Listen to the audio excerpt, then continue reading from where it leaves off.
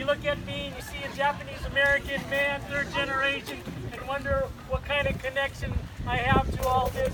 Besides being a Christian pastor in the United Methodist Church that's deeply concerned about the welfare of others, my personal family connection to all of this is that my grandfather on my mother's side, my maternal grandfather, wanted to be united with his family here in the United States. They had immigrated before him, and when he tried to come over, immigration to Japanese Americans was closed.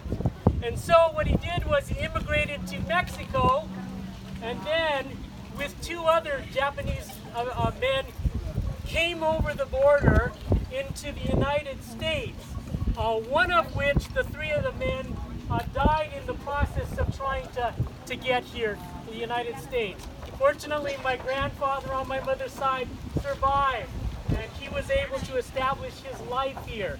And I'm so thankful for that. My name is Inouye. I'm the senior pastor at Wesley United Methodist Church in San Jose, and I'm here today representing not only the Japanese American community, but my congregation in San Jose and the National Japanese American United Methodist Caucus, and the larger California Nevada Annual Conference of the United Methodist Church as well, who all stand in opposition to our current administration's policies and practices regarding immigration and the treatment of migrants and refugees seeking asylum in the United States. I am here with you to express my mutual concern for our sisters and brothers who are migrants, those among us who are the most vulnerable in and near the borders. I am here because of the angst that I feel inside regarding this announcement about this Sunday's planned ICE raids. And I'm here because I am incensed by the treatment of those who have been detained, the deplorable treatment and conditions within ICE detention centers, the disparaging and prejudicial rhetoric regarding people of color, and the irresponsible and cruel separation of families. Yes. So thank you for those who have helped to organize this event for us today, and also many other places across this country. Our United Methodist Bishop of our Cal Nevada Annual Conference, Bishop Minerva DiCarcagno, stated, "Our United Methodist call for humane treatment of migrants is a statement about our faith." Yes. Furthermore, she stated, "Scripture is clear in its admonition to always welcome the migrant with compassion and justice." Yes. And Jesus is clear about his care for children as he welcomes them into his arms. United Methodist churches offering sanctuary to migrants lead the way in showing us what it means to be people of Christian faith in this moment. End of quote. Amen. We as disciples of Jesus the Christ are called to actively build the beloved community. Our United Methodist social principles affirm that all people are equally valued in the sight of God and recognize a special obligation to ensure the well-being of all, especially children.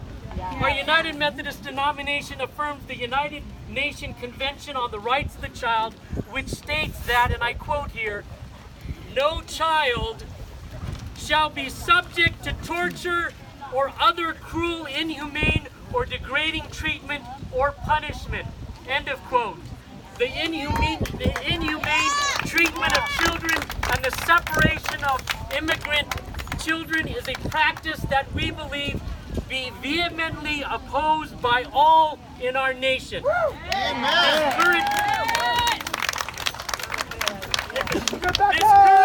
This current administration has shown a relentless and callous concern for the plight of individuals and families, especially people of color seeking a place in our nation.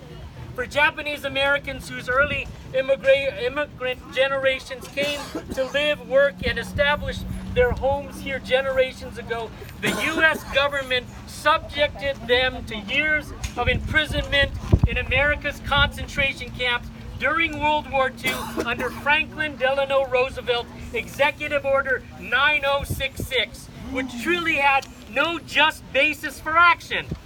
Rather, the incarceration of 120,000 Japanese Americans during World War II was motivated by fear-mongering, hate, prejudice, economics, and the lack of political leadership, whose actions went unbridled and unguided by any moral or ethical integrity or spiritual commitment to uphold justice and compassion for all. We Japanese Americans say, never again. Never again! Such atrocities mar our nation's conduct in history, and yet it feels that it is happening all over again. Today we experience the similar lack of just and humanitarian political leadership. We implore all to oppose such hate and prejudice, vilifying and demonizing the most vulnerable of people.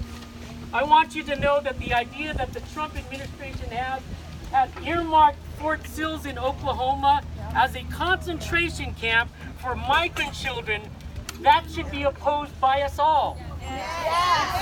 That place, Fort Sill in Oklahoma, has a particular dark history of injustice.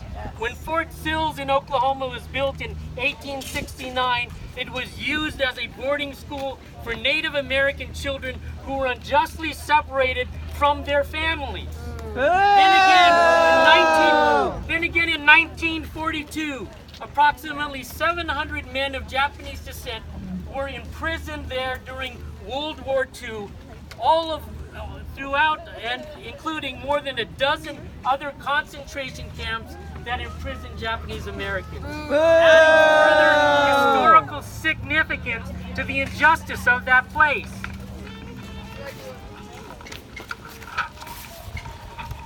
It causes historical pain, injustice, and suffering. There's much connected to that site. And now it is intended to be used for more pain and suffering, the detention of today's migrant children. This should incense us all. Fort Sill is one of countless detention centers and examples of deplorable and inhumane manner by which our government leadership and this administration is advocating and taking action. We have an administration that refuses to submit to the checks and balances that were constructed in the establishment of our nation's democracy. We have an administration that currently plays off and stirs up the very worst in people: hate, prejudice, divisiveness, and inability to recognize and tell truth. Friends, we cannot stand idle by. We are here today because this administration, in announcing the ICE raids, stirs our emotions about the insensitivity it has to the plight of migrant people, the lack of moral and ethical integrity, and just spiritual discernment. Stand up for justice. Stand up for justice! Stand up for compassion! Stand up for compassion! Stand up against hate! Stand up against hate!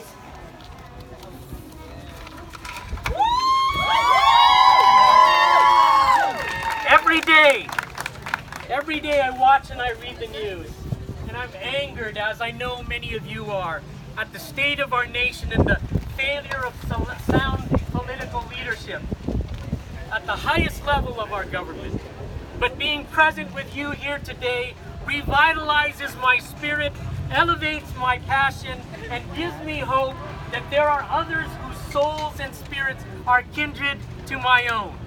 We must use our voices to speak up against injustice, to stand up against hate, to promote compassion in word and action.